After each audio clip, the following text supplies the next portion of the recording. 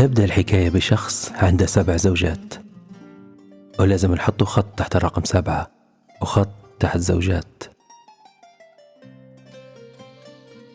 في البدء كانت الحكاية، والحكاية في الحكاية إنها مش ديما محايدة، كثيراً ما تكون محملة بأسئلة تختلنا وتلفت انتباهنا. في أصل الخرافة نحاول نحكوا خرافة الخرافة وننقبوا عن الأسئلة المدفونة.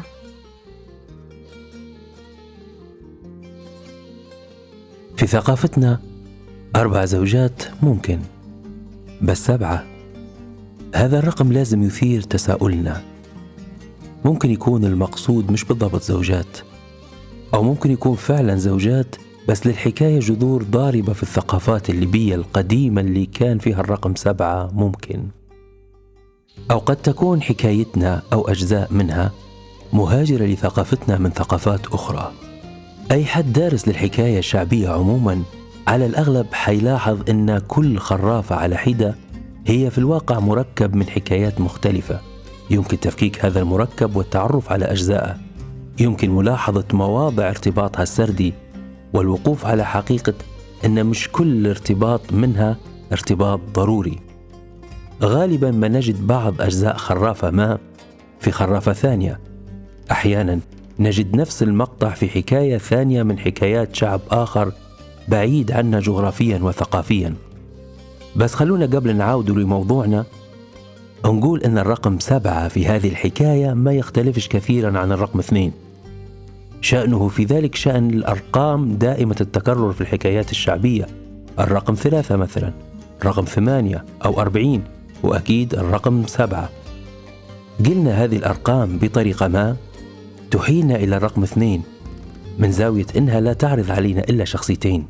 بمعنى لو عندنا خرافة فيها 7 شخصيات، على الأغلب أول 6 شخوص هي نفس الشخصية لكن مكررة، أما 7 فهي الشخصية الفارقة.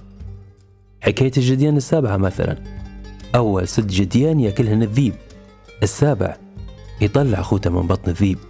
قطوس الرماد في الواقع ما كانش قطوس، كان الأخت 7 من بنات الحطاب اللي اعتاد ياخذ معه بناتها 6 في مشاويره، ويخلي البنت 7 في الحوش تنظف التنور وتقوم بأعمال المنزل لحد ما تغطى بالرماد، ومن هنا اكتسبت وصفها بأنها قطوس الرماد. نحكي على النسخة الشمال الأفريقية من حكاية ساندريلا، واللي اسمها برضو الفتاة المغطاة بالغبار أو الرماد. ساندريلا حتى هي البنت الثالثة من أصل 3 خوات، 2 نفس الشخصية، ما فيش فرق. الثالثة هي بطلة الحكاية. نرجع لموضوعنا.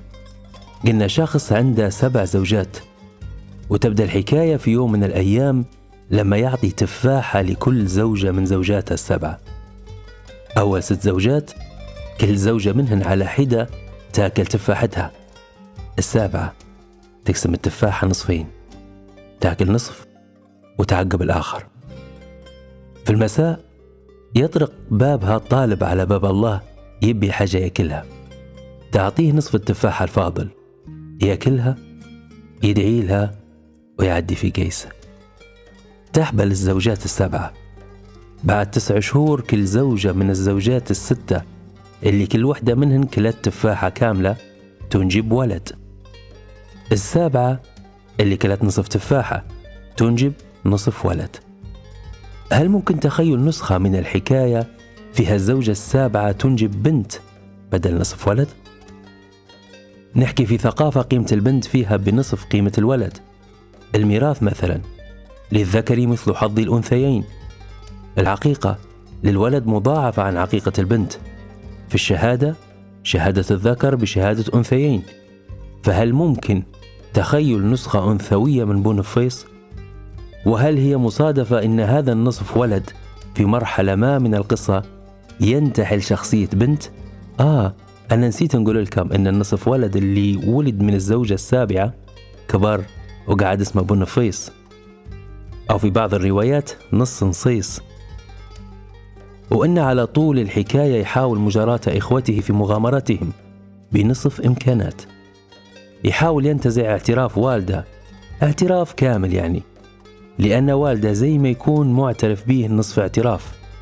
مثلا لما كبروا الأولاد وأصبحوا فرسان، الوالد جاب لكل واحد منهم فرس أو حصان، وجاب البونفيس نصف حصان.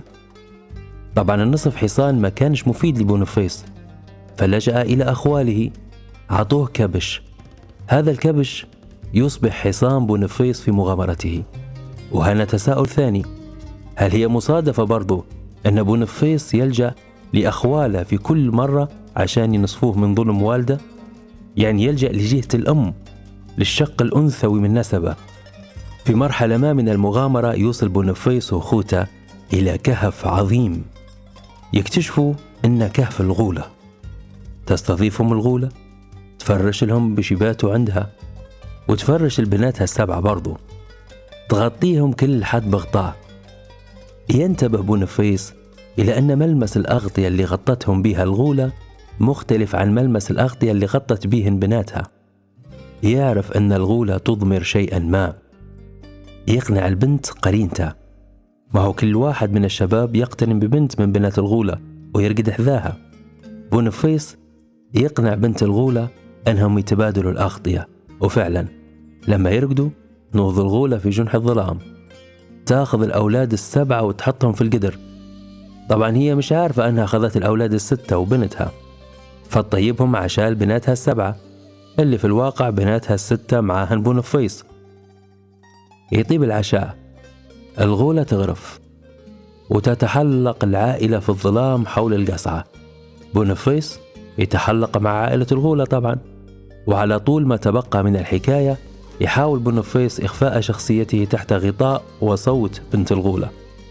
مش حنكمل الحكاية، حنكتفي اليوم بتأمل رموزها ونطرح هذا السؤال لأنه هو اللي يهمني.